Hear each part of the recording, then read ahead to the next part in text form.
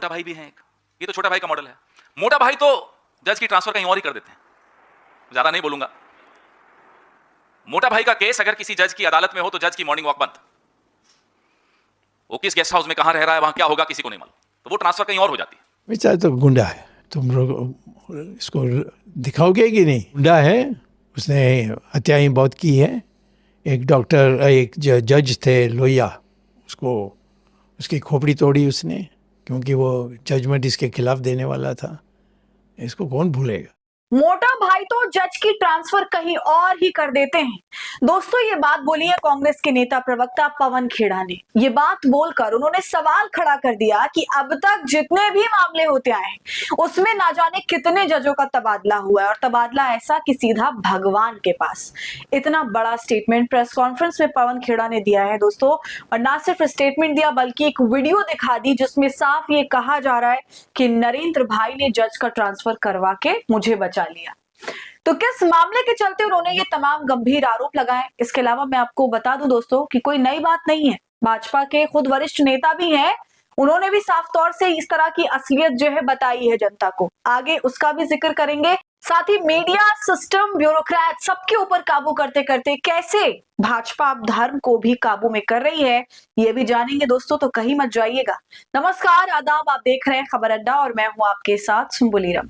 Video शुरू करने से पहले एक छोटी सी अपील, आप हमारी आजाद पत्रकारिता को पसंद करते हैं और चाहते हैं कि हम ऐसे ही सत्ता से सवाल करते रहे, गोदी मीडिया का सच आपको बताते रहे, तो हमें आपसे आर्थिक सपोर्ट की जरूरत है। आप स्क्रीन पर दिए QR कोड या फिर UPI ID के जरिए हमारी मदद कर सकते हैं। दोस्तों, आप क्या एक बात जानते हैं? अब बहुत ही ज्यादा मुखरता से और खुले में कही जा रही है ये बात कि भारतीय जनता पार्टी जजों का तबादला करवाने में नंबर 1 पर है।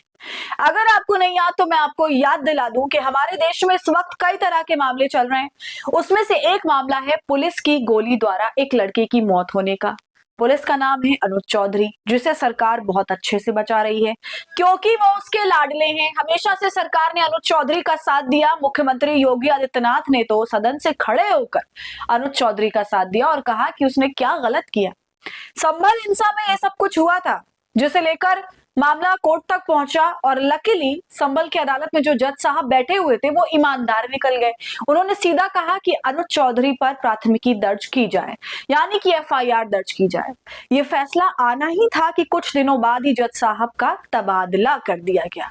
तो अब यहाँ से चर्चा चरम पर है कि आखिर ऐसा क्यों होता है। जब जब फैसला सरकार के अगेंस्ट आता है या उनके लाडलों के खिलाफ आता है तो वो जज ही गायब कर दिया जाता है। या तो वो अदालत से गायब होते हैं, दूसरी अदालत पहुंच जाते हैं, या फिर वो दुनिया से ही गायब हो जाते हैं। दोस्तों, आपको मेरी बात सुनकर अजीब लग रहा होगा, मगर ये सच्चाई है और ये मैं नहीं कह रही, नेतागण खुद ही कह रहे हैं। विपक्ष तो कह ही रहा है, साथ ही साथ भाजपा के भी नेता ये बात कह रहे हैं। तो ये जो तबादला हुआ, इस पर बवाल मचा, वकीलों ने जमकर प्रदर्शन किया और अब पवन खेड़ा ने प्रेस कॉन्फ्रेंस करी और उन्होंने बहुत तरह के विस्फोटक बयान दे डाले हैं, जिससे यूपी से लेकर गुजरात लॉबी तक में खलबली बिल्कुल मच गई है। अपनी प्रेस कॉन्फ्रेंस में दोस्तों पवन खेड़ा जज लोया की याद दिला देते हैं। सीधे तौर से तो उनका नाम नहीं लेते, मगर ये कह देते हैं कि मोटा भाई यानी अमित शाह, इनके तो कारनामे ऐसे हैं कि ये जज का ट्रांसफर कहीं और ही कर देते हैं। कहने का तात्पर्य था सीधा परलोक। समझ रहे हैं ना दोस्तों।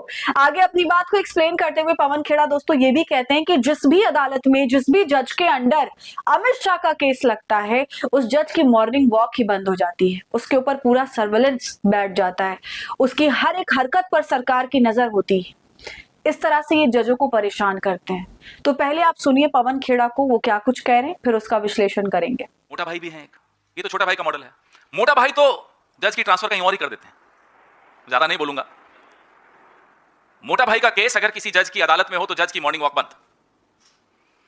वो किस गेस्ट हाउस में कहां रह रहा है, वहां क्या होगा, किसी को नहीं मालूम, तो वो ट्रांसफर कहीं और हो जाती है। हम और आप कोई केस लड़ते हैं, जाते हैं कोर्ट में किसी के खिलाफ, वकील से संतुष्ट नहीं होते तो वकील बदल देते हैं, लेकिन बीजेपी जज बदल देती है।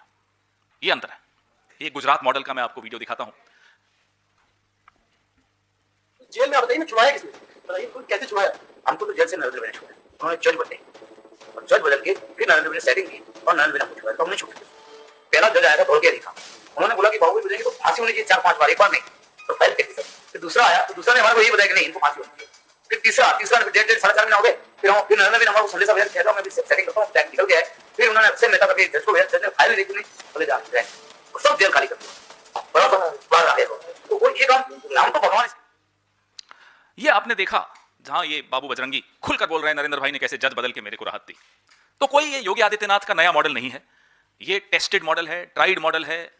गुजरात में आपके सामने ये वीडियो आपने देखा, जो एक राक्षस किस्म का व्यक्ति खुलकर बोल रहा है कि मुख्यमंत्री ने उनको मदद की, जज की ट्रांसफर करके, बार बार ट्रांसफर करके उन्हें राहत दिलवाई।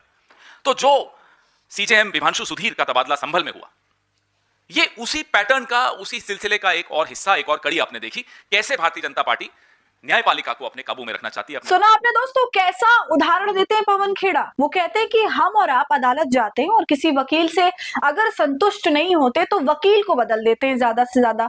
यहाँ तो सीधा जज को ही बदल दिया जाता है। तो भाई जाहिर सी बात है ना, सत्ता है, पावर है, पैसा है, फिर छोटे मोटे हथकंडे थोड़ी अपनाए जाएंगे, सीधा बड़ा हाथ मारा जाएगा। यही हो रहा है।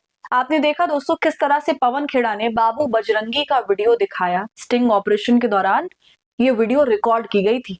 आपको बता दूं कि बाबू बजरंगी वो आदमी है जिसके ऊपर गुजरात राइट के दौरान 97 मुसलमानों को मारने का आरोप है। ये वीएचपी नेता और बजरंग दल के गुजरात विंग का नेता है। 28 फरवरी 2002 को जब नरोदा पाटिया इलाके को घेर कर 97 लोगों की हत्या कर दी गई थी और आरोप है कि भीड़ का नेतृत्व कोडनानी ने किया था और बाबू बजरंगी भी उसमें शामिल था। नरोदा पाटिया दंगों के मामले में एक विशेष अदालत ने माया कोडनानी को 28 वर्ष की कैद और बाबू बजरंगी को आजीवन कारावास की सजा सुनाई थी। दोस्तों ये वही व्यक्ति है जिसने अपने मुंह से ये बात बोली कि मैंने गुजरात दंगों के दौरान एक गर्भवती महिला को मारा और उसके बच्चे को भी। मगर इन्हें दोस्तों जेल से छुड़वा दिया गया और वीडियो में साफ बता रहे हैं कि नरेंद्र भाई ने लगातार जज के ट्रांसफर करवा दिए, जिसकी वजह से मुझे बेल मिलती चली गई। इसी पर पवन खेड़ा कहते हैं कि ये जो नया मॉडल है जज को बदलने का, तबादला करवाने का, कोई नया नहीं है, ये ट्राइड एंड टेस्टेड मॉडल है। ये जो खेल अभी अनुज चौधरी के मामले में खेला जा रहा है, भारतीय जनता पार्टी पहले से ही खेलती चली आ रही है, बड़ी माहिर है। और दोस्तों जैसा कि मैंने आपको बताया कि भाजपा के वरिष्ठ नेता जिन्होंने इस तरह की बात पहले भी कही है, उनका नाम है सुब्रमण्यम स्वामी। और सुब्रमण्यम स्वामी ने दोस्तों तो साफ तौर से ये बताया कि अमित शाह ने जज लोया की खोपड़ी तोड़ी। बेचारा तो गुंडा है, तुम लोग इसको दिखाओगे कि नहीं? गुंडा है, उसने हत्याएं बहुत की है। एक डॉक्टर, एक जज थे लोहिया, उसकी खोपड़ी तोड़ी उसने, क्योंकि वो जजमेंट इसके खिलाफ देने वाला था। इसको कौन भूलेगा। देखा आपने दोस्तों, ये सब वीडियो देखते हैं तो हैरानी होती है ना, और ये समझ में आता है कि कैसे ये सारा खेल चल रहा है। भारतीय जनता पार्टी ने सबसे पहले मीडिया पर कब्जा जमाया, उसके बाद तमाम तंत्रों पर कब्जा जमाया, चाहे वो ईडी, सीबीआई हो, अदालत हो या फिर कोई और प्रशासन का हिस्सा। ये सब कुछ चल ही रहा था।